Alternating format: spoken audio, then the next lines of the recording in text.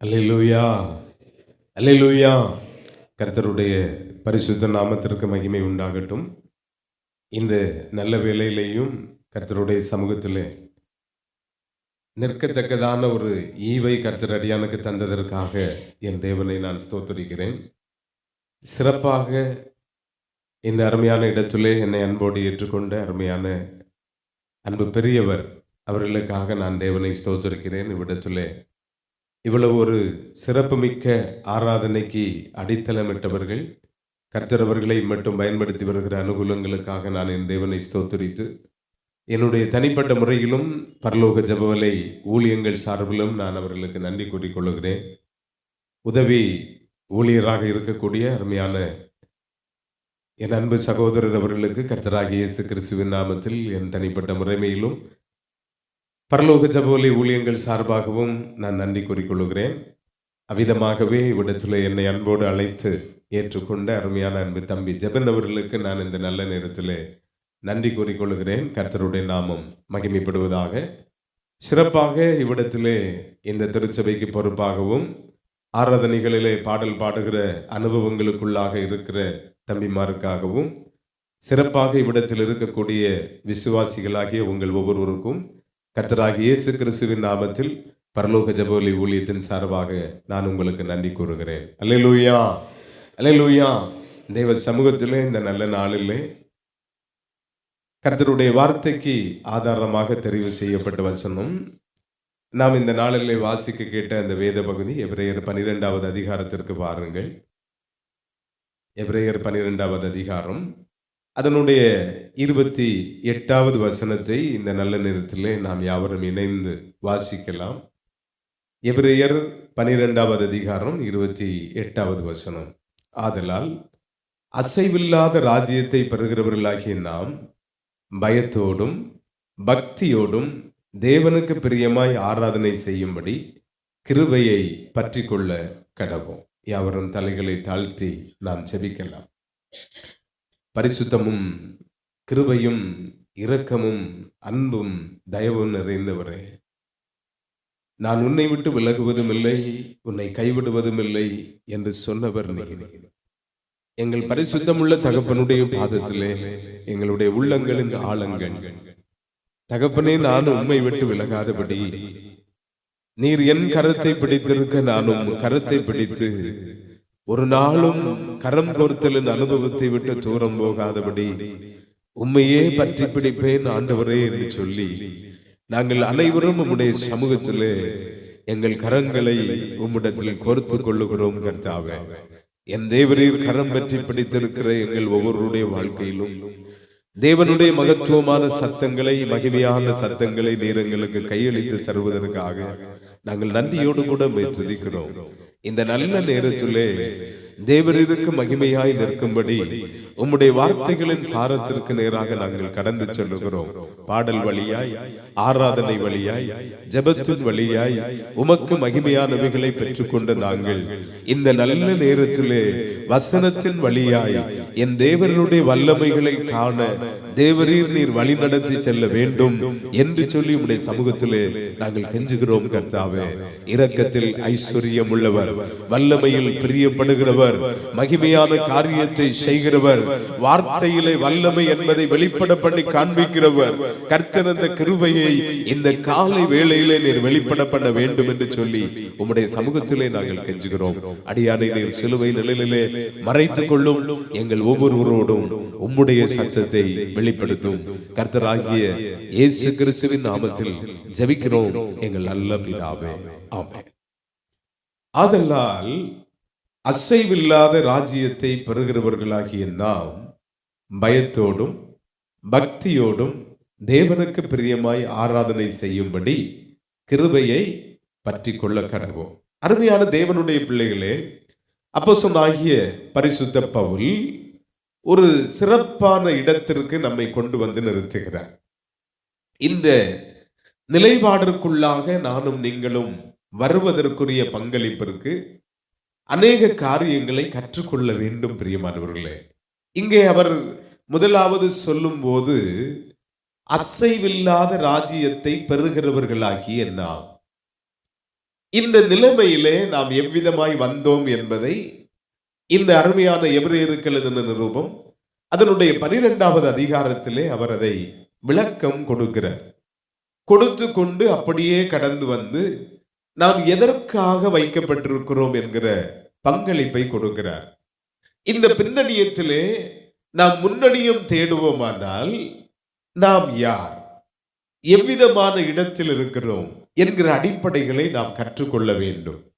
அருமையான தேவனுடைய பிள்ளைகளே, நீங்கள் 12வது அதிகாரம் அதனுடைய 7வது வசனத்திற்கு வரும்போது அங்கே அப்போஸ்தலனாகிய பரிசுத்த பவுல் சொல்லுகிறார், கர்த்தர் நம்மை புத்திரராக எண்ணுகிறார் என்று சொல்லுகிறார். பிள்ளைகள் என்கிற ஸ்தானத்திலே அவர் நம்மை வைத்திருக்கிறார். அப்படியானால் ஆராதனையின் அழகுகள் என்கிற நிலையிலே இன்று பலவிதமான காரியங்கள் நிறைவேறி கொண்டிருக்கிற போது நமக்கு ஒன்றை அவர் கற்றுத் தருகிறார். நீங்கள் 22, 23, 24 ஆகிய 3 வசனங்களை இப்போது நீங்கள் மனதளவிலே நீங்கள் வாசித்துக் கொள்ளுங்கள். நான் உங்களுக்காக வாசிக்கிறேன். நீங்களோ சீயோன் மலையினிடத்திற்கும் ஜீவனுள்ள தேவனுடைய நகரமாகிய பரம எருசலேமினிடத்திற்கும் 1000 10,000 தேவதூதர்களினிடத்திற்கும் பரலோகத்தில் பேரெழுதி இருக்கிற முதற் பேரானவர்களின் சர்வ சங்கமாகிய சபையினிடத்திற்கும் யாவருக்கும் நியாயாதிபதியாகிய தேவனிடத்திற்கும் பூரணராக்கப்பட்ட நீதிமான்களுடைய ஆவிகளினிடத்திற்கும் புது உடன்படிக்கையின் மத்தியஸ்தராகிய இயேசுவினிடத்திற்கும் ஆபேலனுடைய இரத்தம் பேசுனதை பார்க்கலும் நன்மையானவைகளை பேசுகிற இரத்தமாகிய தெளிக்கப்படும் இரத்தத்தினிடத்திற்கும் வந்து சேர்ந்தீர்கள். அல்லேலூயா. அநேக நேரத்திலே நாம் சிந்தித்துக் கொள்ளுவது இல்லை. கர்த்தருடைய ஆலயத்திலே கடந்து வருகிற போது சபை கூடி வருதலுக்காக நாம் கடந்து வருகிறோம். நான் மிக நேர்த்தியாக இந்த பகுதியை சிந்திக்கும் போது சிந்தித்த அந்த இடம் 23வது வசனத்திலே முதல் பகுதி சொல்லுகிறது, பரலோகத்தில் பேரெழுதி இருக்கிற முதற் பேரானவர்களின் சர்வ சங்கமாகிய சபை. இன்று பலவிதமான சூழ்நிலைகளிலே சபையை குறித்த அக்கறை மனுக்குலத்தினிடத்தில் அற்று போயிற்று. பிரியமானவர்களே, அருமையான அப்போஸ்தலனாகிய பரிசுத்த பவுல் நாம் எந்த நிலைமையிலே வந்து சேர்ந்திருக்கிறோம், கர்த்தருடைய ஆலயத்திலே வந்து சேருகிற அனுபவத்தின் சாரத்தை நமக்கு தெளிவாக சுட்டி காட்டுகிறார். நான் உங்களுக்கு சொல்லுகிறேன், என்னுடைய வாழ்க்கையிலே அதை கடைபிடிப்பதற்கு கர்த்தர் கிருபை செய்வாராக. அருமையான தேவனுடைய பிள்ளைகளே, நீங்கள் ஒவ்வொரு நாளும் இந்த ஓய்வு நாள் ஆராதனைக்கு வரும்போது இந்த 3 வசனங்களை நீங்கள் நேரப்பட வருகிறவர்களாயிருந்தால் இவ்விடத்திலே வந்ததற்கு பின்பு இந்த 3 வசனங்களையும் நீங்கள் வாசியுங்கள். நான் எங்கே வந்து சேர்ந்திருக்கிறேன், எவ்விதமாக அவர் என்னை கொண்டு வந்திருக்கிறார் என்கிற அனுபவம் இதிலே உங்களுடைய உள்ளத்தின் ஆழத்திற்கு தெரியும். அதை தொடர்ந்து வந்து சேர்ந்திருக்கிற என் வாழ்க்கையிலே அடுத்த படிநிலை அசைவில்லாத ராஜ்யத்தை பெறுகிறவர்களாக நாம் இந்த இடத்திலே வந்திருக்கிறோம். அல்லேலூயா, அல்லேலூயா. இந்த வசனத்தையும் நீங்கள் உள்ளத்தின் ஆழத்தில் சிந்தித்து ஆராதிப்பீர்களே ஆனால் பின்வருகிற சாராம்சங்களை நாம் வாழ்க்கையில் கடைபிடிக்க முடியும். அந்த நிலைப்பாடு இல்லாதபடிக்கு எந்த சூழ்நிலையிலையும் நாம் இதை கடைபிடித்துக் கொள்வது கடினம். பிரியமானவர்களே, அருமையான தேவனுடைய பிள்ளைகளே, இவ்விதமாக அவர் நம்மை கொண்டு வந்து சேர்க்கிறதற்குரிய அடிப்படை பின்னணியத்தை குறித்து முன்னான வசனங்களிலே சொல்லப்பட்டிருக்கிற போது இந்த 12வது அதிகாரம் முழுவதும் மிக முக்கியத்துவம் பெற்றுக் கொள்ளுகிறது. நீங்கள் அதற்கு முன்னான 11வது அதிகாரத்திலே உங்கள் அனைவருக்கும் தெரியும், அத்தனை விதமான சாட்சிகள் அங்கே சொல்லப்பட்டிருக்கிறது. இவ்வளவு திரளான சாட்சிகளின் அனுபவங்கள் நம்முடைய முற்பிதாக்கள் அவர்கள் விசுவாசத்தின் வழியே எவ்விதமாய் கடந்து வந்தார்கள் என்று சொல்லுகிற அடிப்படை அங்கே சுட்டி காட்டுகிறார். இவ்விதமான மேகம் போன்ற திரளான சாட்சிகள் நம்மை சூழ்ந்து கொண்டிருக்கும் போது நம்முடைய வாழ்க்கையின் சாரத்தில் ஆகையால் நீங்கள் இளைப்புள்ளவர்களாய் உங்கள் ஆத்துமாக்களில் சோர்ந்து போகாதபடி தமக்கு விரோதமாய் பாவிகளால் செய்யப்பட்ட இவ்விதமான விபரீதங்களை சகித்த அவரை கர்த்தராகிய இயேசு கிறிஸ்துவை நினைத்து கொண்டு என்று சொல்லுகிறார். இந்த விதமான நினைவுகளுக்குள்ளாக நம்முடைய வாழ்க்கையிலே விலகி போகின்ற இடத்தை தவிர்ப்பதற்கு அவர் கேட்கிறார். எங்கே விலகி போகிறோம்? எங்கே விலகி போகிறோம்? நம்முடைய இருதயத்தின் ஆழத்திற்குள் இருக்கிற சிந்தனை என்ன தெரியுமா? என்ன தெரியுமா? நான் பரிசுத்தவான், நான் பரிசுத்தவான். என் வாழ்க்கையில எனக்கு என்ன குறைவு இருக்கு? நான் சர்ச்சுக்கு போறேன், ஜெபம் பண்றேன், காணிக்கை கொடுக்கிறேன், எல்லா விதமான காரியங்களிலும் இடைபெற்றுக் கொள்ளுகிறேன். நான் பரிசுத்தவான் இல்லை பிரியமானவர்களே. நாம் பரிசுத்தவான்கள் என்று சொல்லி மாறுதட்டி கொள்ளுவதற்கு நம்மிடத்தில் ஒன்றும் இல்லை. பின்வரும் பகுதிகளை நீங்க பார்க்கும்போது அங்கே கர்த்தர் சிட்சையை அனுமதிக்கிற போது தான் நம்முடைய வாழ்க்கையின் பின்னணியத்தில் பலவிதமான கேள்விகள், பலவிதமான விரக்திகள், பலவிதமான சூழ்நிலைகளிலே நம்முடைய வாழ்க்கையை ஏன் நான் இப்படி இருக்கணும், ஏன் நான் சர்ச்சுக்கு போகணும், ஆராதனைக்கு நான் போனதுனால எனக்கு என்ன பிரயோஜனம் கிடைத்தது என்று சொல்லுகிற அடிப்படை கேள்விகள் உள்ளத்தின் ஆழத்திலே வருகிறது. ஆனால் இங்கே அப்போஸ்தலனாகிய பரிசுத்த பவுல் சொல்லுகிறார், புத்திரராகிய நீங்கள் அவர் சிட்சியாதிருந்தால் பேசி பிள்ளைகளாய் இருப்பீர்கள் என்று சொல்லுகிறார். திறந்த நிலையிலே அவர் சொல்லுகிறார், நீங்கள் எவ்விதமான சிக்ஷைகளுக்குள்ளாக அகப்படாவிட்டால் நீங்கள் பிள்ளைகளாக இராதபடி வேசி பிள்ளைகளாக மாறுகிற சூழ்நிலை வந்துவிடும். ஆனபடியினாலே அவர் உங்களை நேசித்து சில இடங்களிலே அவர் சிக்ஷிக்கிறார் என்று அவர் சுட்டிக்காட்டுகிறார். இந்த சூழ்நிலையிலிருந்து அசைவில்லாத ராஜ்யத்தை பெறுகிறதற்குரியவர்களாகிய நாம், நீங்க அப்படியே வாருங்க 12வது 13வது வசனத்திற்கு வாருங்க. 12 எபிரேயர் 12:12க்கு வாருங்க. ஆகையினால் நெகிழ்ந்த கைகளையும் தளர்ந்த முழங்கால்களையும் நீங்கள் திரும்ப நிமிர்த்தி, முடமாயிருக்கிறது பிசகி போகாமல் சொஸ்தமாகும்படிக்கு உங்கள் பாதங்களுக்கு வழிகளை சுவைப்படுத்துங்கள். முதலாவது தேவை, அருமையான தேவனுடைய பிள்ளைகளே, கர்த்தர் சிட்சிக்கிறார் என்று சொல்லுகிற ஒரு காலநிலையிலே நெகிழ்ந்த கைகள், சோர்ந்து போன அனுபவத்தோடு கூடிய சூழ்நிலையிலே என் வாழ்க்கையில் இப்படிப்பட்ட தருணங்கள் வந்துவிட்டதே, இப்படிப்பட்ட காலநிலைகளுக்குள் நான் அகப்பட்டு விட்டேனே என்று சொல்லுகிற ஏக்கங்களும் வேதனையின் அனுபவங்களும் நிறைந்த கால சூழ்நிலைகளில் கேள்விக்குறிகளோடு இருக்கிற தருணத்தில் அந்த நெகிழ்ந்த கைகளையும் தளர்ந்து போன முழங்கால்களையும் ஜெப வாழ்க்கையை விட்டு பின்வாங்கி போன அனுபவங்களையும் நாம் திரும்ப நிமிர்த்துகிறதற்குரியவர்களாக, நம்முடைய கரங்களும் முழங்காலும் நிமிர்ந்து எழும்பத்தக்கதான அனுபவத்திற்கு முடமாயிருந்தது பிசகி போகாமல் சொத்தமாகும்படி பாதங்களுக்கு வழிகளை செவைப்படுத்தினார். எந்த கால நிலைமையிலேயும் நம்முடைய வாழ்க்கையில சோர்ந்து போய் ஜெபத்தினுடைய பின்னணியத்தை தொடர்பை விட்டுவிடும் பட்சத்தில் நாம் வழி மாறி போகிறோம். வேண்டாம், இந்த நிலைமைகள் ஏன் எனக்கு இப்படி சம்பவித்தது என்று கேட்டு தேவனோடு உள்ள தொடர்புக்குரிய முழங்காலின் ஜீவனத்தை விட்டு என்றைக்கு பின்வாங்குகிறோமோ அன்று கர்த்தருடைய வழிகளை விட்டு பின்வாங்கி வேறு விதமான வழிகளுக்குள்ளாக போகும் சூழ்நிலைகள் வந்துவிடுகிறது பிரியமானவர்களே. ஆனபடியினாலே கர்த்தர் நமக்கு சொல்லுவதெல்லாம், இந்த நெகிழ்ந்த கைகளையும் தளர்ந்த முழங்கால்களையும் திரும்ப நிமிர்த்தி நம்முடைய பாதைகளுக்கு வழி செவ்வைப்படுத்தப்படுகிற அனுபவம் உண்டாக்கப்பட வேண்டும். இந்த அனுபவத்துக்குள்ளாக நம்முடைய வாழ்க்கையின் சாரம் உருவாக்கப்பட வேண்டும் பிரியமானவர்களே. அவ்விதமாக வழிகளை நாம் செவ்வைப்படுத்துகிற அனுபவம் இல்லாதிருந்தால், நான் முதலாவது சொல்றேன், அலைந்து திரிகிற கால்கள் முதலாவது நமக்கு கிடைக்கும். புரிந்துதான் தெரியல உங்களுக்கு? அலைந்து திரிகிற கால்கள் கிடைக்கும். ஏன் கிடைக்கும்? எங்க போனா எனக்கு இந்த நிலைமையிலிருந்து விடுதலைன்னு ஆரம்பிப்போம். அது கொண்டு போய் எங்கே சேர்க்கும்னா கர்த்தருக்கு பிரியமில்லாத இடங்களில் சேர்க்கும். அருமையான சாலோமனுடைய வாழ்க்கை பின்னணியத்தில் கர்த்தர் அவனுக்கு சொன்னதெல்லாம் அதுதான். நீ அந்நிய ஜாதியாரோடு சம்பந்தம் கலந்து விடாதே, உன்னுடைய வயதான காலத்திலே அவர்கள் உன்னை பிடித்துக் கொண்டு அந்நிய தேவர்களுக்கு முன்பாக உங்களை விட்டு விடுவார்கள். ஆனபடியினால் இந்த காரியத்தை நீ செய்யாதே என்று கர்த்தர் சொன்னார்.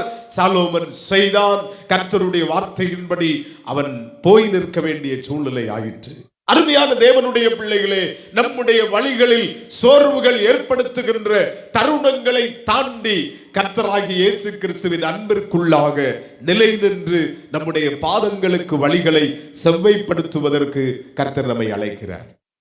அந்த அனுபவத்தினூடாய் நம்முடைய வாழ்க்கைக்குள்ள நாம போகலைன்னா நம்முடைய வாழ்க்கையில் பலவிதமான இன்னல்கள் வந்து சேரும். நீங்கள் உபாகமத்தின் புத்தகம் 28வது அதிகாரம் அதனுடைய 9வது வசனத்திற்கு வரும்போது அங்கே சொல்லப்பட்டிருக்கிறது, அவர் வழிகளில் நடக்கும் போது கர்த்தர் உனக்கு ஆணையிட்டபடி உன்னை நிலைப்படுத்துவார், தமக்கு பரிசுத்த ஜனமாக நிலைப்படுத்துவார் என்று சொல்லுகிறார்.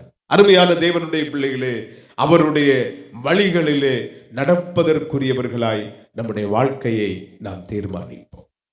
ஒருவேளை பலவிதமான இன்பங்களும் செல்வங்களும் கிடைக்கும் என்று நம்மை திசை மாறி செல்லுவதற்கு பலரால் நாம் நடத்தப்படக்கூடும். ஆனால் அந்த வழிகள் ஒருவேளை அது பிரியமாய் தோன்றுகிறதா இருந்தா அதன் முடிவு மரண வழிகள் என்று வசனம் சொல்லுகிறது. ஆனபடியினால எந்த விதமான சூழ்நிலையிலையும் வழி விலகி போவதற்கு இடம் கொடாமல் கர்த்தருடைய வழிகளில் நடப்பதற்கு கர்த்தருடைய சமூகத்திலே நாம் முன்னிற்க கர்த்தர் நம்மை அழைக்கிறார். அருமையானவர்களே, அவ்விதமாய் வழி நடக்கிற அனுபவத்திற்குள்ளாக வருகிற போது ஆராதனையின் அழகு என்பது மிக முக்கியத்துவமானது. இந்த நேரத்திலே இந்த வசனத்திற்கு நேராய் நாம் கடந்து வருவோம். 12வது அதிகாரம் 28வது வசனத்திற்கு வாருங்கள். அந்த 28வது வசனத்திற்கு வரும்போது நம்முடைய வழிகளை சீராக்கி கொண்ட அனுபவத்தோடு கர்த்தருடைய ஆலயத்தில் வந்து நிற்கிறோம் என்கிற எண்ணத்தின் சிந்தனையோடு அடுத்த படிநிலைக்கு போகலாம். அருமையானவர்களே, ஆராதனை என்பது பலவிதமான யுக்திகளினால் நிரப்ப பெற்ற அனுபவத்தோடு இருக்கும்போது இந்த நாட்களிலே நானும் என் ஆண்டவராகிய இயேசு கிறிஸ்துவும் நானும் என்கிற ஒரு தனிப்பட்ட உறவுக்குள் நம்மை நிறுத்தி கர்த்தரை மகிமையோடு ஆராதிப்பதற்கு நாம் அழைக்கப்படுகிறோம். அல்லேலூயா, அல்லேலூயா. பலவிதமான காரியங்கள் இந்த உலகத்திலே செய்யப்படுகிறது ஆராதனை என்கிற பெயரில். ஆனால் இங்கே அருமையான அப்போஸ்தலனாகிய பரிசுத்த பவுல் அவர் சொல்லுகிறார், அசைவில்லாத ராஜ்யத்தை பெறுகிறவர்களாகிய நாம்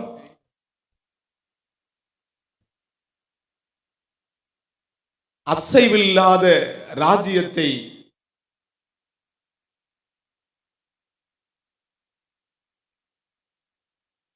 பெறுகிறவர்களாகிய நாம் முதலாவது என்ன செய்யணுமா?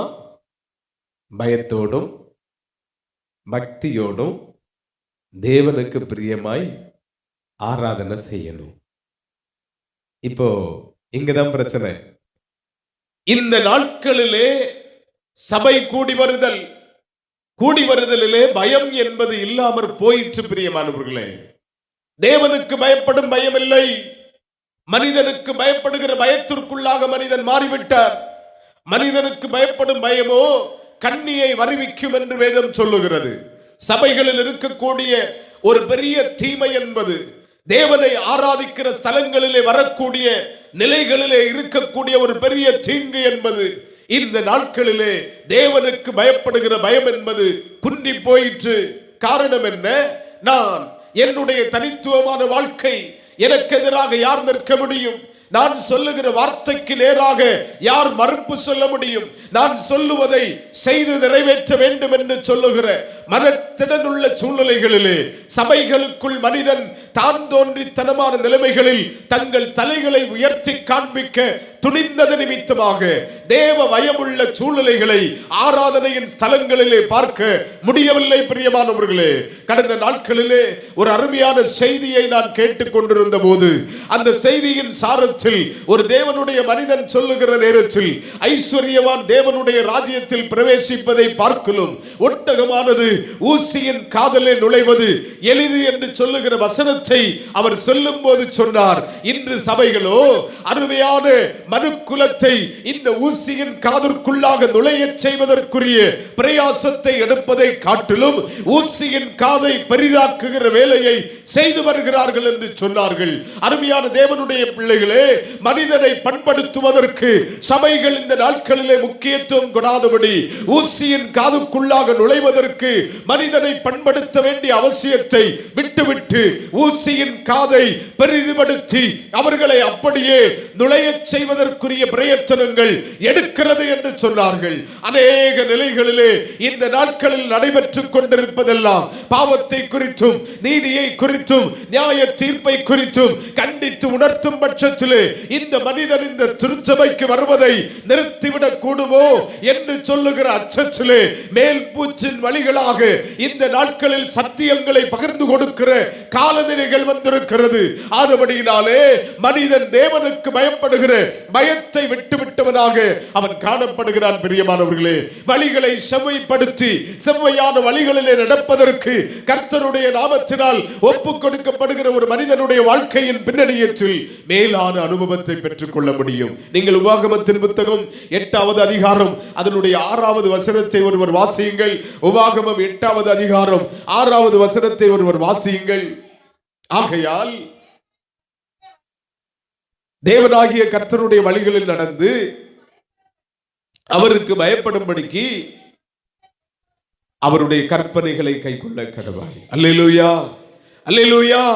அருமையான தேவனுடைய பிள்ளைகளே, அவருக்கு பயப்படும்படிக்கு அவருடைய கற்பனைகளை கைக்கொள்ளுவதற்கு கர்த்தர் நம்மை அழைக்கிறார். கர்த்தருடைய சமூகத்தில் அவருடைய கற்பனைகளை கைக்கொள்ளுகிற அனுபவத்தில் நானும் நீங்களும் வளருவதற்கு அழைக்கப்படுகிறோம். அருமையானவர்களே, கர்த்தருடைய சமூகத்தில் சொல்லுகிறேன், இன்று இருக்கிற ஒரு கொடிய தீங்கு என்ன தெரியுமா?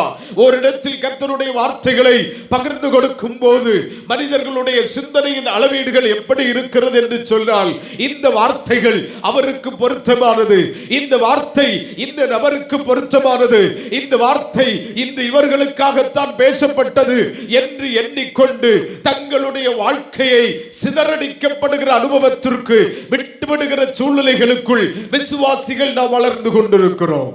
தேவ சமூகத்திலே நாம் சிந்திக்க வேண்டும். தேவனுடைய பாதத்திலே நாம் எண்ணிக்கொள்ள வேண்டும். கர்த்தருக்கு பயப்படுகிற பயம் என்பது அவருடைய கற்பனைகளை கடைபிடிக்கிற கை கொள்ளுகிற அனுபவத்தின் வழியாய் நமக்கு கொடுக்கப்படுகிற ஈவு என்பதை நாம் நினைத்துக் கொள்ள வேண்டும். அருமையானவர்களே, நீங்கள் நீதிமொழிகள் 14வது அதிகாரம் 26 வசனத்திலே கர்த்தருக்கு பயப்படுகிறவனுக்கு திட நம்பிக்கை உண்டு என்று அங்கே சுட்டி காட்டப்படுகிறது. இந்த அடிப்படையிலே கர்த்தருடைய நியாயங்களை அவருடைய கற்பனைகளை கை கொண்டு நடக்கிற அனுபவத்தோடு திட நம்பிக்கையுள்ள வாழ்க்கைக்குள்ளாக நாம் அடியெடுத்து வைக்கிறோம். அவருக்கு பயப்படுகிற பயம் நம்மை இவ்விதமான நிலைமைகளுக்கு நேராய் திருப்புகிறது. பிரியமானவர்களே, கர்த்தருடைய சமூகத்தில் எண்ணி பார்க்கலாம். புதிய ஏற்பாடு நமக்கு ஒரு கற்பனையை கொடுக்கிறது. உன்னிடத்தில் நீ அன்பு கூறுகிறது போல பிறனிடத்திலும் நீ அன்பு கூறுவாயாக. அருமையான மனிதன் சொல்லும் போது, என் சிறு வயது முதற்கொண்டு இவைகளை எல்லாம் நான் கடைபிடிக்கிறேன் என்ற போது கர்த்தர் சொன்னார், உனக்கு இருக்கிறவைகளை எல்லாம் வெற்றி நீ என்ன செய், தரித்திரருக்கு கொடு, பின்பு நீ என்ன பின்பற்றி வான்னு சொன்ன நேரத்தில் முடியாதையா போயிட்டான். அந்த பின்னணியத்திலே தான் இன்று நானும் நீங்களும் வாழ்ந்து கொண்டிருக்கிறோம். நம்மிடத்திலிருந்து விட்டுவிட வேண்டியவைகள் இருக்கிறது.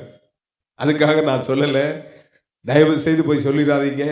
ஞாயிற்றுக்கிழமை ஒரு மனுஷன் வந்தா உங்க சொத்தை எல்லாம் வந்து நீங்க தரித்திரருக்கு கொடுங்கன்னு சொல்லிட்டு போயிட்டார். அதனுடைய அடிப்படை தன்மை வேறு.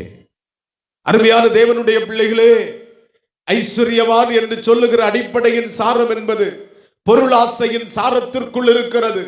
பொருளாசையின் சாரத்திற்குள் இருந்து கொண்டு தேவனுடைய ராஜ்யத்தை சுதந்திரிக்க வேண்டும் என்று சொல்லுகிற எண்ணம் கொள்ளுகிற சூழ்நிலையிலே நாம் இருப்போமானால் தேவனுக்கு பயப்படுகிற பயத்தின் பின்னணியத்தை நாம் அடைய முடியாது. நம்முடைய நடுக்கங்கள் எல்லாம் எவ்விதமானதாக இருக்கும் என்று சொன்னால், இந்த நாளிலே எனக்காக சேர்த்துக் கொள்ளுவது என்ன, எனக்காக நான் உருவாக்கி கொள்ளுவது என்ன என்கிற அடிப்படையின் பின்னணியத்தில் நம்முடைய வாழ்க்கையில் அவருக்கு பயப்படுகிற பயத்தோடு அடங்கி போகிற தன்மையை இழந்து போகிற சூழ்நிலையை நாம் அதிலே அனுபவிப்போம். அதுபடியினாலே பிறருக்கு அன்பு செலுத்தத்தக்கவர்களாக நாம் மாற வேண்டும். இந்த பிறன் யார்? பிறன் யார்? கற்றுக்கிறோம் தானே. நெருக்கத்தில் இருக்கிற ஒரு மனிதனுடைய சாரத்தில் அவனுக்கு உதவி செய்யும் பட்சத்தில் அவனுக்கு பிறனாக நாம் மாறுகிறோம். நான் நேற்றைய தினத்தில் ஒரு சில ஜபக்குறிப்புகளை நான் அனுப்பி கொண்டிருந்தேன். அந்த நேரத்தில் இந்த சிந்தனையின் சாரம் மொழியின் அடிப்படையிலே, இனத்தின் அடிப்படையிலே, ஜாதியின் அடிப்படைகளிலே மனுக்குலத்தை பிரித்தாளுகின்ற சூழ்நிலைகள் பெருகி கொண்டிருக்கிறது. எதனால? அன்பு என்பது அற்று போனதுனால. என்னுடைய சமூகம் என்று சொல்லுவதற்கு எனக்கு ஒன்றும் இல்லை. என்னுடைய சமூகம் இந்த வசனத்தில் சொல்லப்பட்டிருக்கிறபடி அசைவில்லாத ராஜ்யத்தை பெறுகிறவர்களாகிய கூட்டாய்மை நாம். அல்லேலூயா. இந்த அனுபவத்துக்குள்ள நம்முடைய வாழ்க்கை வராத வரையிலும் அன்பு செலுத்துவதற்கு நம்மால் முடியாது. இந்த சர்ச்சில் வந்து அந்த மனுஷன் வாகாட்டுறதுக்கு என்ன இருக்கு? கேள்வி கேட்பதற்கு நமக்கு தகுதி இல்லை பிரியமானவர்களே. அவர் நம்மை கொண்டு வந்து சேர்த்திருப்பது ஆவேலினுடைய இரத்தம் பேசுவதை பார்க்கலும் நன்மையானவைகளை பேசுகிற இரத்தத்தின் இடத்திற்கு நம்மை கொண்டு வந்து சேர்த்திருக்கிறார். இந்த அனுபவத்தோடு கூட தான் அவருக்கு பயப்படுகிற பயத்துக்குள்ளாக நம்முடைய வாழ்க்கையை நிறுத்துவதற்கு அவர் நம்மை அழைக்கிறார் பிரியமானவர்களே. இந்த அழைப்பிற்கு செவி சாய்ப்பதற்கு கர்த்தர் நம்மை அழைக்கிறார். இரண்டாவது, நீங்கள் அப்படியே வருவீர்கள் என்று சொன்னால் பக்தியோடும் என்று சொல்லுகிறார். பக்தி யாருக்கு இருக்கு? யாராவது சொல்ல முடியுமா? உங்க பார்வையில பக்தி யாருக்கெல்லாம் இருக்கு? யாராகலும் நான் சொல்றேன், எல்லாருக்கும் பக்தி உண்டு பாருங்க. ஆனா எப்படிப்பட்ட பக்திங்கிறதுல தான் பார்க்கணும். நான் நிறைய பேர்கிட்ட பேசுவேன், பிரதர் நீங்க என்ன அப்படியெல்லாம் நீங்க நினைச்சு பேச வேண்டாம், எனக்கு பக்தி எல்லாம் உண்டு, நான் எதை செய்தாலும் வானத்தை அண்ணாந்து பார்த்து நெஞ்சில கை வச்சுட்டு தான் செய்வேன். இதல்ல பக்தி, இது இல்ல. தேவ பக்தி என்பது இதல்ல. இந்த பக்தியை எல்லாரும் வச்சிருக்கிறாங்க. இந்த பக்தியின் அடிப்படைக்குள்ளாக எல்லாரும் போறதுக்கு விரும்புறாங்க பிரியமானவர்களே. கர்த்தருடைய சமூகத்தில் தேவ பக்தியின் வேஷத்தை தரிக்கிறவர்கள் உண்டு. 1 யோவான்ல என்ன சொல்லுது? அவர்களை நீங்க என்ன செய்ய வேண்டாம், ஏற்றுக்கொள்ள வேண்டாம். தெளிவாக சொல்லுகிறது. தேவ பக்திக்குரிய வேஷமும் உண்டு, தேவ பக்தியும் உண்டு. இந்த தேவ பக்திக்குரிய அனுபவத்திற்குரியவர்களாக நம்முடைய வாழ்க்கையில் நடப்பதற்கு கர்த்தர் நம்மை அழைக்கிறார் பிரியமானவர்களே. கர்த்தருடைய சமூகத்திலே நாம் சிந்திக்க வேண்டும். நீங்கள் சங்கீதங்களின் புத்தகம் 32வது சங்கீதம் 6வது வசனத்திற்கு வரும்போது சங்கீதக்காரர் சொல்லுகிறார், பக்தி உள்ளவன் எவனும் உம்மை நோக்கி விண்ணப்பம் செய்வார் என்று சொல்லுகிறார். அல்லேலூயா, அல்லேலூயா. தொடர்புக்குள்ள வந்துட்டோமா? பக்தி என்பது என்ன? தேவனோடு நான் கரங்கோர்த்து நின்று அவரை நோக்கி விண்ணப்பம் செய்கிற அனுபவத்தை எனக்கு கொடுக்கிறது. பக்தியின் அனுபவம் என்பது ஏதோ என் இருதயத்திலே கரத்தை வைத்துக் கொண்டு ஆண்டவரே என்று எண்ணிக்கொள்ளுவதல்ல.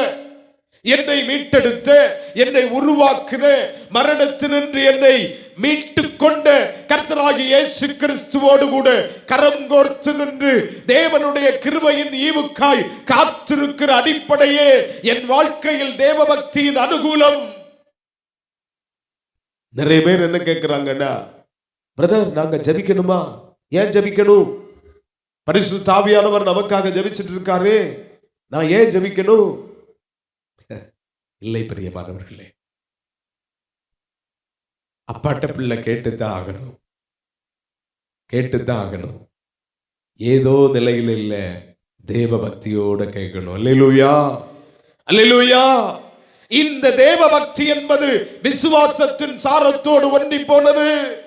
கர்த்தராகிய இயேசு கிறிஸ்து இந்த பூமியிலே வந்து பிறந்தது எதற்காக என்று சொல்லுகிற நிச்சயமும், அவர் அடிக்கப்பட்டது எதற்காக என்கிற நிச்சயமும், அவர் மரணத்தை அனுபவித்தது எதற்காக என்கிற நிச்சயமும், அது மாத்திரமல்ல, அவர் உயிரோடு எழுந்து நியாயாதிபதியாக வரப்போவது எதற்காக என்கிற நிச்சயமும் உள்ள வாழ்க்கையின் சாரத்தோடு அவரை நோக்கி நிற்கிற அனுபவம் தேவ பக்தியின் சாரத்தை நமக்கு தருகிறது.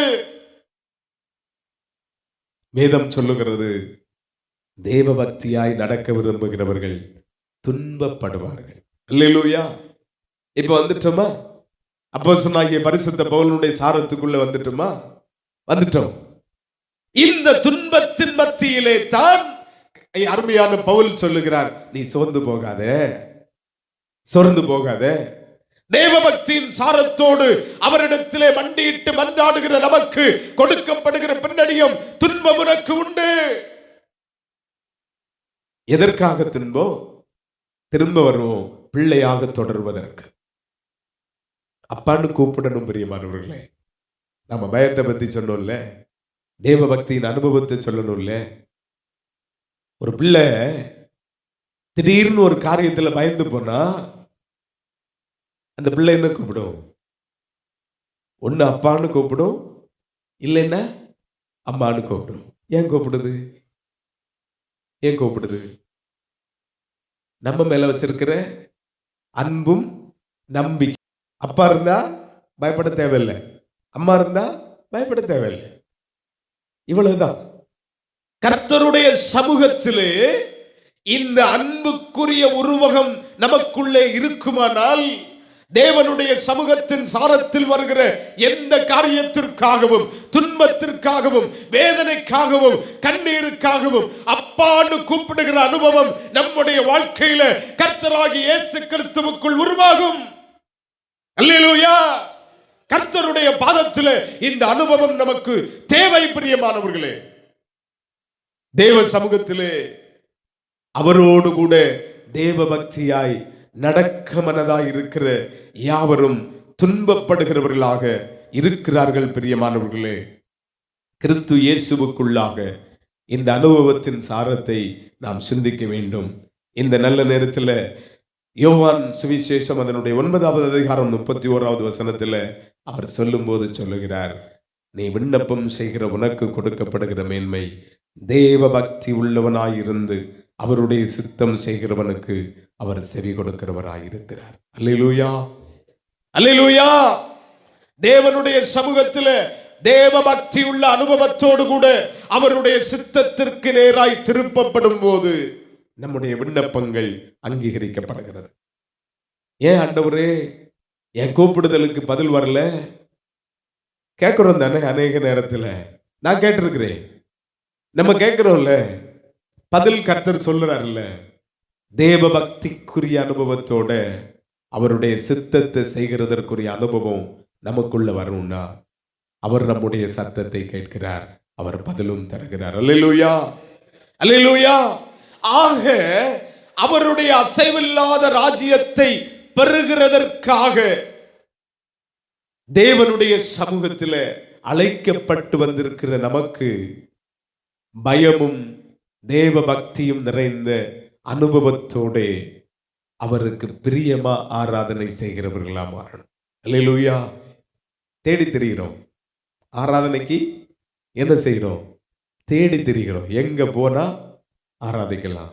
ஒரு முறை ஒரு சகோதரன் என்னிடத்துல வந்து கேட்டா, 1ஆம் தேதி நியூ இயர் ஆராதனை, ஒரு நல்ல ஆராதனை இருக்கிற இடத்தை சொல்லுங்க பிரதர். அன்னைக்கு இருந்த சூழ்நிலையில நான் ஒரு இடத்தை சொல்லி அவங்களை அனுப்பினேன். அவங்க போனாங்க. ஒரு நாள் போயிட்டு அவங்க வந்துட்டாங்க.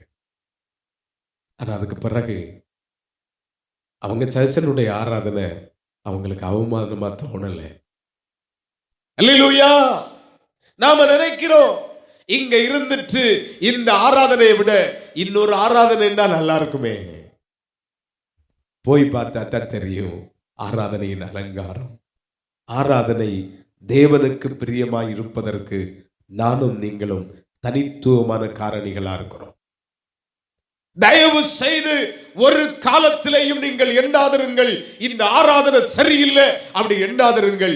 ஏனென்று சொன்னால் என்னுடைய தனிப்பட்ட வாழ்க்கையிலே அவரை மகிமையோடு ஆராதிப்பதற்கு இந்த ஸ்தலத்தை நான் பயன்படுத்துவதற்கு இன்று கர்த்தர் எனக்கு வாய்ப்பு கொடுத்தார்.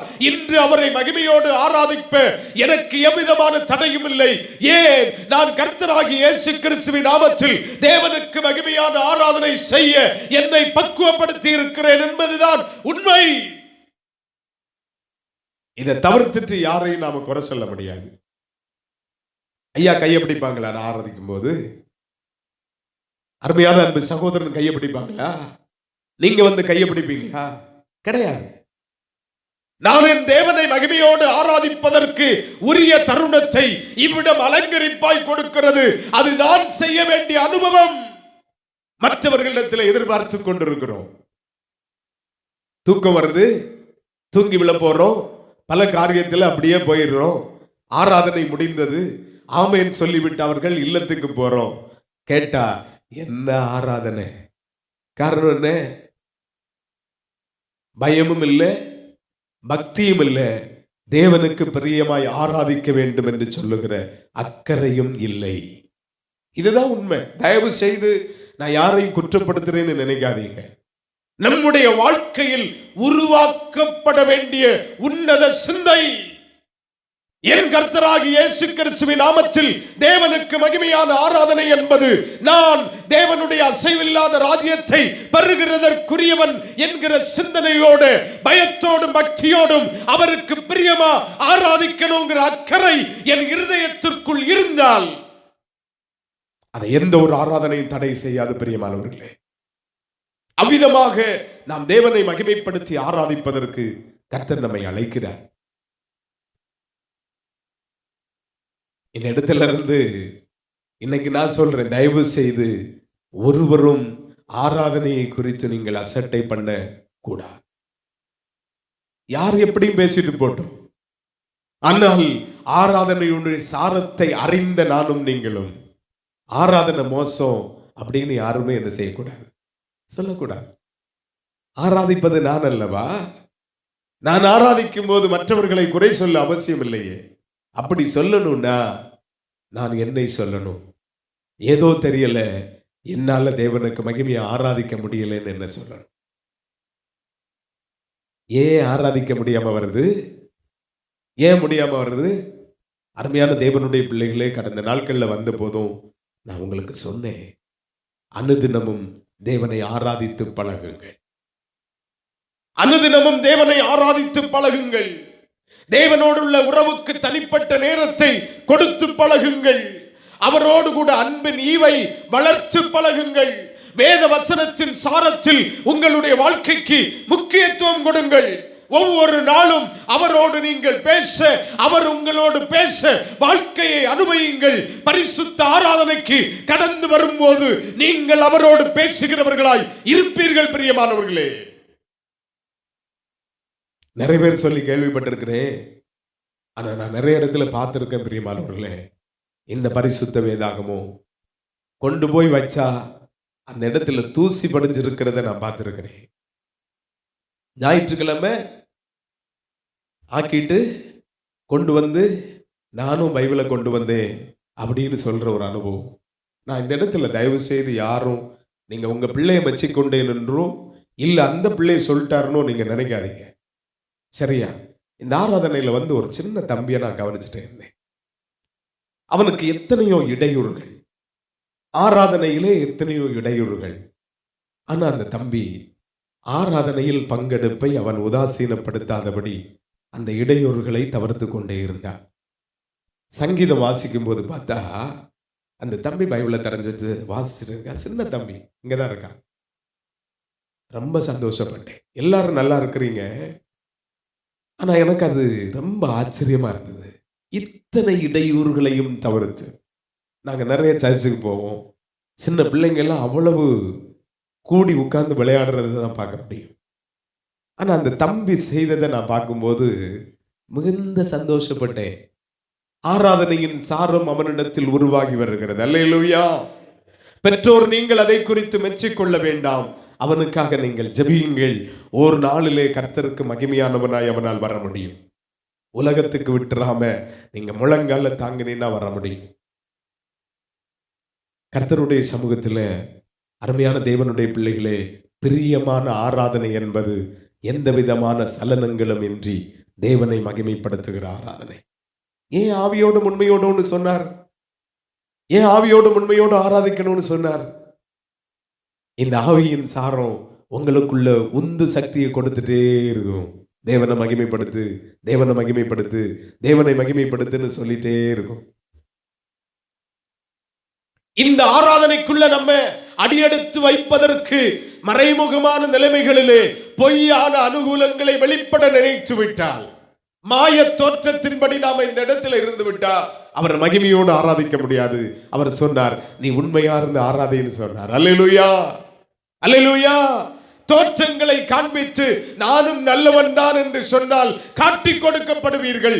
எந்த நாள்ல அவர் பாதத்தில் போய் நிற்கிற நேரத்தில் நீங்க போய் கேட்க வேண்டிய அவசியம் இல்லை. என்ன தெரியுமா ஐயா, என் பேர் என்ன தெரியுமா, நான் உங்களுக்கு என்னெல்லாம் செய்தேன் தெரியுமா, அங்க இருக்கும்போது எப்படியெல்லாம் நான் பற்றி பிடிச்சேன் தெரியுமா, நீங்க போய் நிற்கும் போதே சொல்லுவார், என்னென்ன பிரகாரமா நீ இருந்தியம்மா,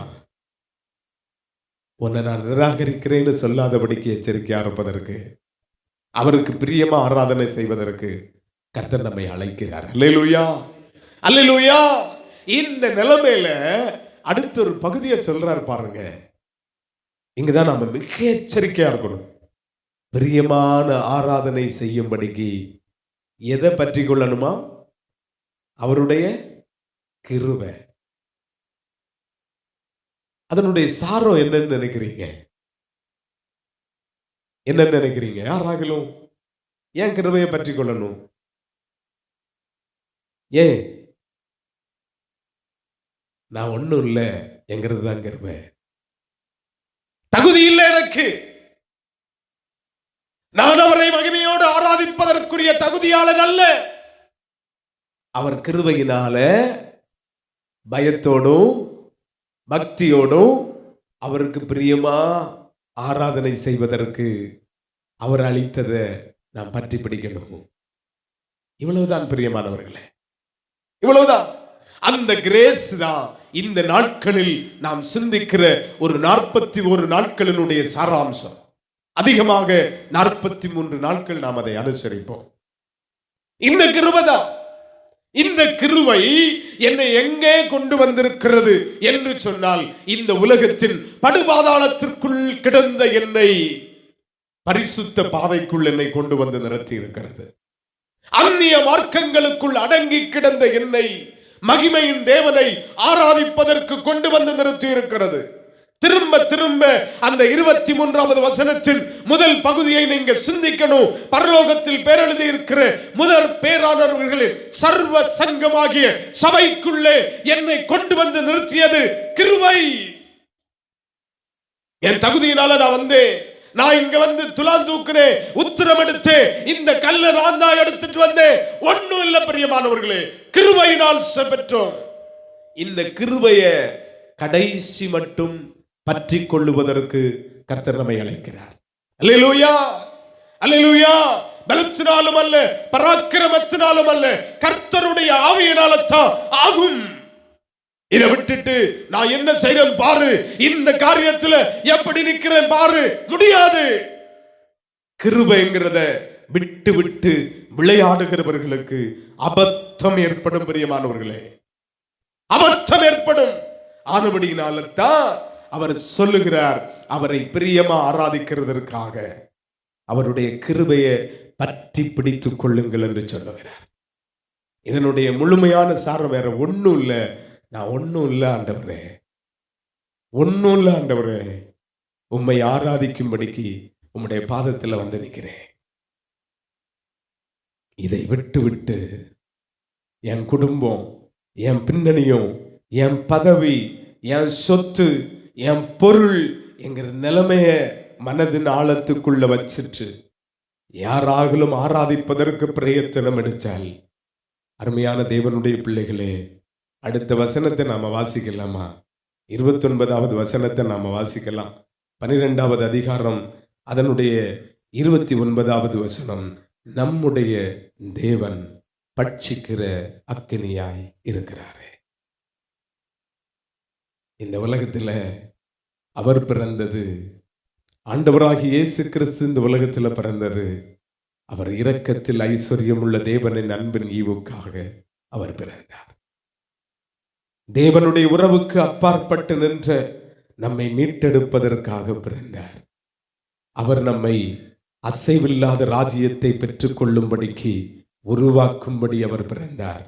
அந்த உருவாக்கத்தை கல்வாரி சிலுவையிலே அவர் வெளிப்பட பண்ணினார்.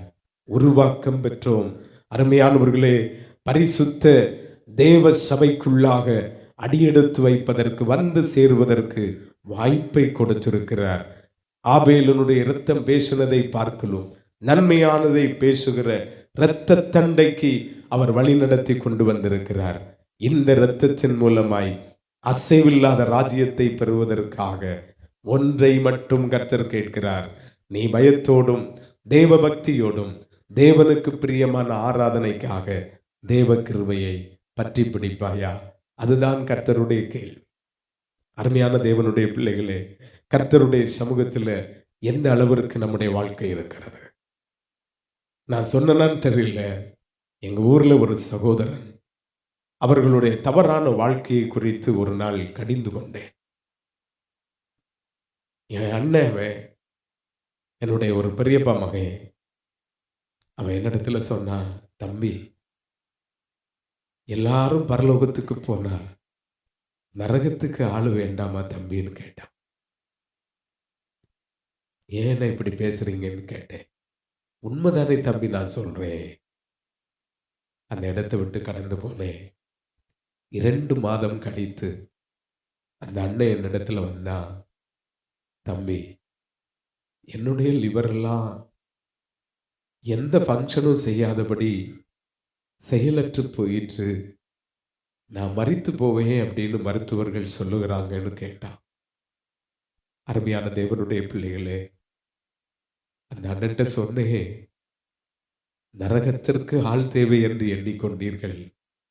கர்த்தராகி இயேசு கிறிஸ்து கல்வாரி சிலுவையில் கடைசி சொட்டு இரத்தத்தையும் சிந்த அவரடைந்த காயங்களின் தழும்புகள் உங்களை குணமாக்க முடியும்.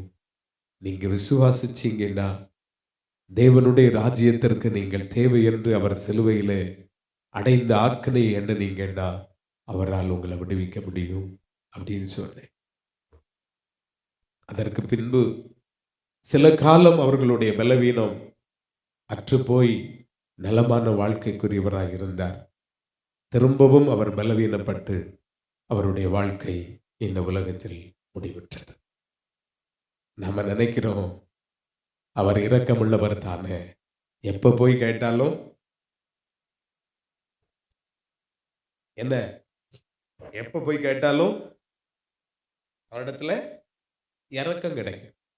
ஆனபடினால இந்த உலகத்தில் ஆட வேண்டியதெல்லாம் ஆடிட்டு, இந்த உலகத்தில் முடிக்க வேண்டியதெல்லாம் முடிச்சுட்டு அவர்கிட்ட போனா போதும், அவர் இரக்கம் தருவார் என்று எண்ணிக்கொள்ளாதிருங்கள். அவர் பட்சிக்கிற அக்கினி, பிரியமானவர்களே, அவர் பட்சிக்கிற அக்கினி. எத்தனையோ தரம் நம்மை அவர் இரக்கத்தினால் மீட்டெடுத்துக் கொண்ட அந்த இரக்கத்தை நாம் எந்த விதத்திலும் அதை சாதாரணமாக எண்ணிக்கொள்ளாதபடிக்கு தேவனுடைய ராஜ்யத்திற்குரியவர்களாய் மாறுவதற்கு கர்த்தர் நம்மை அழைக்கிறார் என்பதை நினைத்து நம்முடைய வாழ்க்கையிலே வசனத்தின் சாரங்களை உள்ளத்தின் ஆழத்திற்குள் பதித்து, மனிதனுக்காக அல்ல, நம்மை அவரிடத்தில் சேர்ப்பதற்கு வல்லமை உள்ள அவருக்காக வாழுவதற்கு நாம் நம்மை ஒப்பு கொடுப்பதற்கு அழைக்கப்படுகிறோம். பிரியமானவர்களே, என்ன நினைக்கிறோம்? அந்த மனுஷன் நம்ம பார்த்து நல்லவன்னு சொல்லணும் வேண்டாம். தயவு செய்து சொல்றேன், இப்ப நீங்க ஊருக்குள்ள கேட்டீங்கன்னா 10 பேராவது என்ன குறித்து அவமான வார்த்தைகளை சொல்லுவாங்க. நான் கவலைப்படவே இல்லை. கடந்த நாட்களில் ஒரு அருமையான ஒரு வார்த்தையை ஒரு ஆள் அனுப்பி எனக்கு கொடுத்தார். நம்முடைய குணம் சரியானது இல்லை என்பதற்காக அல்ல அவர்கள் நம்மை தீயவர்களாக எண்ணுவது, அவர்களுடைய குணத்திற்கு ஏற்ப நாம மாறிக்கொள்ளாதிருக்கிறபடியினாலே தான் அவர்கள் நம்மை குணமற்றவர்கள் என்று நம்மை பேசுகிறார்கள். கவலைப்பட வேண்டாம். ஏன்னா அந்த மனிதனுக்காக நாம் உடன்படுவதற்காக கர்த்தர் நம்மை அழைக்கவில்லை. எந்த காலநிலையிலேயும் இந்த மனிதன் நமக்கு ஒரு அவார்டை கொடுக்கக்கூடிய நாட்கள் உண்டு என்று எண்ணிக்கொள்ள வேண்டாம். தேவனுடைய சமூகத்திலே தான் அசைவில்லாத ராஜ்யத்தை பெறுவதற்குரிய அதிகாரமும் அபிஷேகமும் இருக்கிறது. அதை பற்றி பிடிப்பதற்கு பயம் உள்ள அனுபவத்தோடு தேடுவதற்காகத்தான் அருமையான அப்போஸ்தலனாகிய பரிசுத்த பவுல் சொல்லுகிறார், அவர் பட்சிக்கிற அக்கினி. நம்முடைய வாழ்க்கையில ஏதோ லாவகமான நிலைமையில போய் அதை அடைகிறதற்கு எண்ணிக்கொள்ளாதபடி கர்த்தர் ஒரு நாள்ல நியாயாதிபதியா இருப்பார். அன்னைக்கு இறக்கம் இருக்காது, நீங்க சார்ந்து கொள்ள வேண்டிய கிருபை இருக்காது, அவருடைய தயவு இருக்காது, அவை யாரும் அங்கே செயல்படுவதற்கு முடியாது. அவர் இருப்பது நியாய சாசனத்திலே அவர் இருப்பார். அல்லேலூயா. ஆனபடியினால தயவு செய்து உங்களை பயமுறுத்துவதற்காக அல்ல, கொடுக்கப்பட்ட காலங்களிலே நாம் தேவனுடைய ராஜ்யத்தை பெறுவதற்காக பயத்தோடும் தேவ பக்தியோடும் தேவனுக்கு பிரியமான ஆராதனை செய்யும்படி கிருபையை பற்றி கொண்டு இந்த பூமியிலே வாழுவதற்கு கர்த்தர் நம்மை அழைக்கிறார். யாரையும் குறை சொல்ல வேண்டாம். தேவனோடு உள்ள உறவுல பிரிவினை வந்திருக்குன்னா நான் குற்றவாளி, வேற ஒண்ணுமே கிடையாது, வேற ஒண்ணுமே கிடையாது. அருமையான தேவனுடைய பிள்ளைகளே, என் வாழ்க்கையில் இதை நான் நிறைய நேரத்தில் செய்திருக்கிறேன். எனக்கு பலவிதமான சூழ்நிலைகள் சாரங்கள் வரும்போது தனிப்பட்ட ரீதியான உறவுக்கு நான் இடங்களை வச்சிருக்கிறேன். அந்த இடத்துல போய் அவர்கிட்ட நின்றுவேன். எங்கேயோ நான் விழுந்திருக்கிறேன், ஆண்டவரே என்னை நீர் உருவாக்கும். அந்த நிலையிலிருந்து வெளியே வரும்போது கர்த்தர் மகிமையான காரியத்தோடு நம்ம கொண்டு வருவார். அல்லேலூயா. எனக்கு ஒரு காரியம் வந்ததற்காக இந்த அக்கா ஒண்ணு செய்யல, அப்படி நினைச்சோன்னா அது பெரிய தப்பு. ஒருவேளை இந்த அக்கா ஏதாவது செய்திருப்பாங்கன்னா, மனுஷன் எதை விதைக்கிறானோ அதை அறுப்பான். விட்டுட்டு நம்ம போயிட்டே இருக்க வேண்டியதான். எனக்கு அவரும் நானும் என்கிற உறவே முக்கியம் தவிர இவங்க செய்த ஒண்ணு என்னை பாதிக்கிறதுக்கு என் அப்பா அனுமதிக்க மாட்டார். அவர் சொன்ன அந்த வாக்கு தத்தத்தின்படி நான் உன்னோடு கூட இருக்கிறேன், உன்னை விட்டு விலகுவதும் இல்லை, உன்னை கைவிடுவதும் இல்லை. அருமையானவர்களே, கடந்த காலநிலையில எனக்கு அதிகமாக கொடுக்கப்பட்ட ஒரு சந்தோஷமான வார்த்தை அது. எத்தனையோ தரம் அதை நான் சிந்தித்திருக்கிறேன், எத்தனையோ தரம் வாசிச்சிருக்கிறேன்.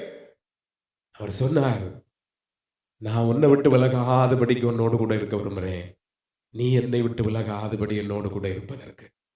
நான் உன்னை கையை விட்டு விடுகிறதற்கு நான் விரும்பாம உன் கையை பிடிச்சிருக்கிறேன், நீ என் கையை பிடிச்சிட்டு என்னோட நடக்கிறதுக்கு உன்னை ஒப்பு கொடுப்பாயா? சிந்திக்க முடியுமா? இந்த உறவின் மேன்மைதான் நம்முடைய வாழ்க்கையில பெரிதான மகிமையை தரும். பிரியமானவர்களே, பட்சிக்கிற அக்கினிக்கு முன்பாக நம்முடைய வாழ்க்கையை ஒரு கணம் ஆராயணும். ரொம்ப நேரம் நாம இருந்துட்டோம் கர்த்தருடைய சமூகத்தில், ஒரு கணம் நாம் அப்படி எழுந்து நிற்கலாம். தேவ பாதத்தில் எழுந்து நின்று நாம் ஜெபித்து இந்த நேரத்தை நாம் நிறைவு செய்யலாம். கர்த்தருடைய சமூகத்தில் எல்லாரும் இருக்கிற இடத்துல தேங்க்யூ லார்ட் ஜீசஸ், தெய்வீக மகிமை பெருகட்டும். எல்லாரும் நன்றியோடு கூட ஆராதிக்கிறோம். ஆண்டவரே, உம்மை மகிமைப்படுத்துகிறோம். இந்த நல்ல நேரத்தில் கேட்ட வசனங்களுக்கு நேராக கடந்து வாருங்க. ஒவ்வொருவரும் கேட்ட வசனத்திற்கு நேராக கடந்து வாருங்க. அப்போஸ்தலனாகிய பரிசுத்த பவுல் சொல்லுகிறார், ஆதலால் அசைவில்லாத ராஜ்யத்தை பெறுகிறவர்களாகிய நாம் பயத்தோடும் பக்தியோடும் தேவனுக்கு பிரியமாய் ஆராதனை செய்யும்படி கிருபையை பற்றி கொள்ள கடவோம். அருமையான தேவனுடைய பிள்ளைகளே, ஒவ்வொரு நாளும் நாம் சிந்திக்கணும். பரலோகத்தில் பேர் எழுதியிருக்கிற சர்வ சங்கமாகிய சபையினிடத்திற்கு நான் வரவழைக்கப்பட்டிருக்கிறேன். முதற் பேரானவர்களுடைய சர்வ சங்கமாகிய சபைக்குள்ள நான் வரவழைக்கப்பட்டிருக்கிறேன். அவ்விதமாய் வந்து சேர்ந்ததனுடைய நோக்கம் அசைவில்லாத ராஜ்யத்தை பெறுவதற்காக, அந்த ராஜ்யத்தை பெற்றுக் கொள்ளும்படிக்கு நான் பயமில்லாம தேவ பக்தியோடு கூட தேவ சமூகத்தில் அவரை பிரியமாய் ஆராதிக்கத்தக்க அனுபவத்தோடு கிருபையை இறுக பற்றி பிடித்து நடப்பதற்கு ஒன்றுமில்லா என்னுடைய வாழ்க்கையில உம்மாலே அல்லாமல் என்னால் ஒன்றும் இல்லை ஆண்டவரே, உம்மை மகிமையோடு ஆராதிக்கும் தகுதி எனக்கு இல்லை, நீர் அதை எனக்கு தாரும் என்று சொல்லுகிற அனுபவத்தோடு அவரை மகிமையாய் ஆராதிக்கிறவர்களாக நம்முடைய வாழ்க்கையை முன்னெடுத்து செல்லுவதற்கு கர்த்தருடைய சமூகத்தில் ஒவ்வொருவரும் நாம் ஒப்பு கொடுக்கலாமா? தயவு செய்து நான் உங்களிடத்துல கெஞ்சி கேட்கிற ஒரு வார்த்தை, ஒவ்வொரு நாளும் எந்த நாட்களில் நீங்கள் ஆராதனைக்கு வரதா இருந்தாலும் இந்த 3 வசனத்தை நீங்கள் வாசிக்கிறதற்கு பிரயாசம் எடுங்க. எபிரேயருக்கு எழுதின நிருபம் 12வது அதிகாரம் 22, 23, 24 ஆகிய 3 வசனங்களை வாசிச்சுட்டு இந்த 28வது வசனத்தை வாசிச்சு என் அப்பனுடைய பாதத்திற்கு மகிமையான ஆராதனை வெளிப்படுத்தும்படி, அவருக்கு பிரியமான ஆராதனை வெளிப்படுத்தும்படி கிருபையை பற்றி கொண்டிருக்க எனக்கு கிருபை தாரும் ஆண்டவரேன்னு சொல்லுகிற விண்ணப்பத்தோடு அவர் சமூகத்தில் வந்தால் அவரை பயத்தோடும் பக்தியோடும் அவருக்கு பிரியமான ஆராதனை செய்ய நம்மால் முடியும். அந்த அனுபவம் நமக்கு உண்டாகும்.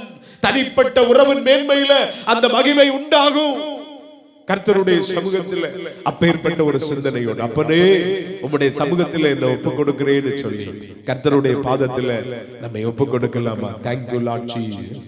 நன்றியோடு கூட உம்மை துதிக்கிறோம் ஆண்டவரே, உம்மை ஸ்தோத்திரிக்கிறோம். Thank you Lord Jesus.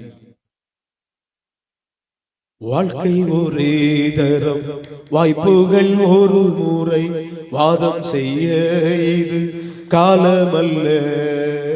வாழ்க்கை ஒரு தரம், வாய்ப்புகள் ஒரு முறை, வாதம் செய்ய இது காலமல்ல. காலங்கள் பாதில் சொல்லும் வாருமுன் ஏகுவோம், வருகை நாள் நல்ல தீர்ப்பளிக்கும். நம் கால மனித இயேசுவை அறிய நம்மை தவிர யாருமில்லை. நம் கால மனித இயேசுவை அறிய நம்மை தவிர யாருமில்லை. இயேசுவின் பேரில் அன்பு செலுத்தும் உள்ளங்களெல்லாம் ஒன்றாகட்டும். இயேசுவின் பேரில் அன்பு செலுத்தும் உள்ளங்களெல்லாம் ஒன்றாகட்டும். காலங்கள் செல்ல கனிகள் தெரியும், கர்த்தரின் வசனம் வீணாகுமோ? காலங்கள் செல்ல கனிகள் தெரியும், கர்த்தரின் வசனம் வீணாகுமோ? ஏற்ற காலத்தில் பலன்கள் காண்போ, சோர்ந்து போகாமல் விதைத்திடுவோ. உள்ளங்கள் வயல்கள் வசனம் விதைகள், சோர்ந்து போகாமல் விதைத்திடுவோ. இயேசுவின் பேரில் அன்பு செலுத்தும் உள்ளங்களெல்லாம் ஒன்றாகட்டும். இயேசுவின் பேரில் அன்பு செலுத்தும் உள்ளங்களெல்லாம் ஒன்றாகட்டும். ஸ்தாபன வெறிகள் மார்க்க பேதங்கள் இயேசுவின் அன்பை இழக்கச் செய்யும். ஸ்தாபன வெறிகள் மார்க்க பேதங்கள் இயேசுவின் அன்பை இழக்கச் செய்யும். கல்வாரியில் தொங்கும் இயேசுவின் அன்பா எங்களின் உள்ளங்கள் நிரம்பச் செய்யும். கண்ட சகோதரன் மீது அன்பின்றி கர்த்தரின் ஊழியம் வர்த்திக்குமோ? கண்ட சகோதரன் மீது அன்பின்றி கர்த்தரின் ஊழியம் வர்த்திக்குமோ? இயேசுவின் பேரில் அன்பு செலுத்தும் உள்ளங்களெல்லாம் ஒன்றாகட்டும். இயேசுவின் பேரில் அன்பு செலுத்தும் உள்ளங்கள் எல்லாம் ஒன்றாகட்டும். கர்த்தருடைய சமூகத்தில் ஒன்று கூடி வந்திருக்கிறதா ஒருமனப்படுவதற்கு கர்த்தர் நம்மை அழைக்கிறார். அருமையான தேவனுடைய பிள்ளைகளே, நான் என்று சொல்லுவதற்கு என்னில் ஒன்றும் இல்லை. நானும் நீங்களும் கர்த்தராகிய இயேசு கிறிஸ்துவின் நற்கந்தங்கள் என்று சொல்லுகிற எண்ணத்தை உள்ளம் உணர்ந்து கொண்டால் அவருக்கு மகிமையாய் நிற்க நம்மால் முடியும். ஐக்கியம் என்பது சிதைக்கப்பட சத்துருவானவன் ஒரு தனி மனிதனுக்குள் ஊடுருவதற்கு வாய்ப்பு பெருகும். ஆறுபடியினாலே தான் சபை கூடி வருதல் என்பது மிக முக்கியத்துவமானது. இந்த சபை கூடி வருதலை விட்டு விடாதிருப்பதற்கு கர்த்தர் நம்மை அழைக்கிறார். இந்த நல்ல நாளிலே இதற்கான நிலைகளில் நாம் ஜெபிக்க வேண்டும். பிரியமானவர்களே, தொலைக்காட்சி பெட்டியை பார்த்து ஆராதிக்கிறோம் என்று சொல்லுகிறவர்கள் அநேக நிலைகளிலே இந்த ஆராதனை சரியில்லை என்று வீடுகளிலே முடங்கி கிடக்கிறவர்கள் அநேகர். ஆனால் கர்த்தரோ நம்மிடத்தில் கேட்டுக் கொள்ளுவதெல்லாம் பிரியமாய் ஆராதிக்கிற ஆராதனைக்கு சர்வ சங்கமாகிய சபைக்குள்ளே கடந்து வர கர்த்தர் நம்மை வழிநடத்தி இருக்கிறார். இந்த வழிநடத்துதலை விட்டு பின்வாங்கி போகாதபடி கர்த்தருடைய சமூகத்திலே அன்பின் ஆண்டவரே, நாங்கள் ஒருவருக்கொருவர் ஐக்கியம் உள்ளவர்களாய் மாறி உம்மை மகிமைப்படுத்த எங்களுக்கு கிருபை தாரும் என்று ஒவ்வொருவரும் உள்ளத்தின் ஆழத்திலே கர்த்தருடைய சமூகத்தில் கேளுங்கள்.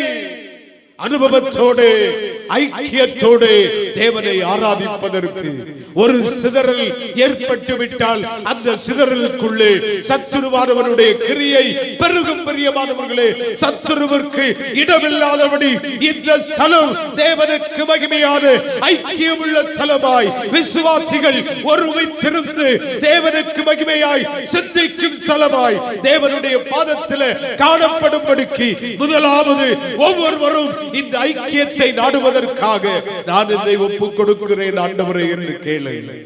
கர்த்தருடைய பாதத்தில் அந்த ஐக்கியத்தோடு தேவனுக்கு மகிமையாய் ஆராதிப்பதற்கு கிருபையை பற்றி கொள்ள கர்த்தருடைய சமூகத்தில் உங்களை அர்ப்பணித்துக் கொள்ளுங்கள். நானும் நீங்களும் இந்த அர்ப்பணத்தோடு இருப்போமானால் எந்த இடத்தில் இருந்தாலும் எந்த சூழ்நிலையில் இருந்தாலும் கர்த்தரை மகிமையாய் ஆராதிப்பதற்குரியவர்களாய் இருப்போம். தேவனுடைய ராஜ்யத்தை பெறுவதற்கு தகுதியை அதன் வழியாய் பெற்றுக் கொள்ளுகிறவர்களாய் இருப்போம். தேவ சமூகத்தில் அர்ப்பணித்துக் கொள்ளுவோம். மகா பரிசுத்தமும் கிருபையும் இரக்கமும் அன்பும் தயவும் நிறைந்த எங்கள் நல்ல கர்த்தாவே, இதோ உள்ளத்தின் ஆழத்தலை உமக்கு முன்பாக அர்ப்பணித்துக் கொண்டு தேவ சமூகத்தில் நிற்கிற எங்களுடைய வாழ்க்கை தகப்பனே, நாங்கள் என்று சொல்லுகிற இந்த ஐக்கியம் அசைவில்லாத ராஜ்யத்தை பெறுவதற்கு அழைக்கப்பட்ட ஐக்கியமாய் இருக்கிறதற்காக உம்மை நாங்கள் ஸ்தோத்திரிக்கிறோம் ஆண்டவரே. அசைவில்லாத ராஜ்யத்தை பெறுகிறவர்களாகிய நாங்கள் இவ்விடத்திலே ஆண்டவரே பயத்தோடும் பக்தியோடும் தேவனுக்கு பிரியமான ஆராதனை செய்கிறவர்களாக எங்களை நீர் மெருகேற்றுவதற்கு உம்முடைய கிருபையை எங்களுக்குள்ளே ஊற்றுவீராக. கரம் தட்டி ஒவ்வொருவரும் தேவனை மகிமைப்படுத்துங்க. கர்த்தருடைய சமூகத்தில் இந்த கிருபையின் ஈவு நம்முடைய வாழ்க்கையின் கடைசி மூச்சு மட்டும் நம்மை கொண்டு சேர்க்கும். தேவ சமூகத்தில் ஒவ்வொருவரும் தகப்பனே அந்த வல்லமையை நீர் வெளிப்படுத்துகிறதற்காக உம்மை நாங்கள் ஸ்தோத்திரிக்கிறோம். நிறைவுள்ள ஈவை கர்த்தர் தருகிறதற்காக உம்மை ஸ்தோத்திரிக்கிறோம். உம்முடைய அபிஷேகத்தோடு கர்த்தர் எங்களை முன் செல்ல நீர் வழி நடத்துவீராக. விண்ணப்பங்களோடும் வேண்டுதலோடும் உம்முடைய சமூகத்திற்கு வந்த பிள்ளைகள் மேல் கர்த்தாவே உம்முடைய கரம் பற்றி நிற்கிறவர்களாக, உம்மை விட்டு விலகாதவர்களாக, எந்த நிலைமையிலையும் நன்மையும் கிருபையும் தொடர்கிறதற்குரிய ஈவை பெற்றுக் கொள்ளக்கூடிய அனுகூலத்தை எங்கள் ஒவ்வொருடைய வாழ்க்கையிலும் கர்த்தர் தார். உம்முடைய மகிமை பெருக கர்த்தர் கிருபை செய்து நடத்தும். அன்பு ஆண்டவரே, அடிமைகள் ஒரு ஒன்றுக்கும் உதவாதவர்கள் ஐயா, கடைசி மூச்சு மட்டும் உமக்கு பிரியமான வாழ்க்கை வாழ மகிமையான அனுகூலத்தை கர்த்தர் தார். கர்த்தராகிய இயேசு கிறிஸ்துவின் நாமத்தில் ஜெபிக்கிறோம் எங்கள் நல்ல பிதாவே, ஆமென். யாவரும் அமருங்கள்.